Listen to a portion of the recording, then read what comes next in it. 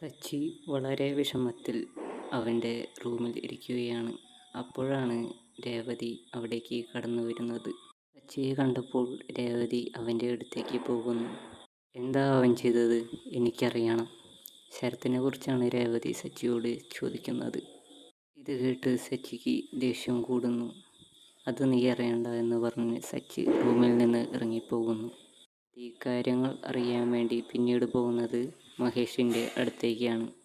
മഹേഷ് പറഞ്ഞ കാര്യങ്ങൾ കേട്ട് രേവതി ഞെട്ടിക്കൊണ്ട് മഹേഷിനെ നോക്കുന്നു. പിന്നീട് രേവതി നേരെ ചെല്ലുന്നത് ആൻ്റണിയുടെ കമ്പനിയിലേക്കാണ്. അവിടെ എത്തിയ രേവതി കസേരയൊക്കെ തട്ടിത്തെറിപ്പിച്ച് ആൻ്റണിയെ അടിക്കാൻ വേണ്ടി കൈയോങ്ങുന്നത് നമുക്ക് കാണാം. പിന്നീട് സത്യങ്ങളൊക്കെ അറിഞ്ഞ രേവതി വീണ്ടും സച്ചിയോടൊപ്പം ഒന്നിക്കുന്നു. അവർ വളരെ സന്തോഷത്തോടെ ഒരുമിച്ച് നിൽക്കുന്നു.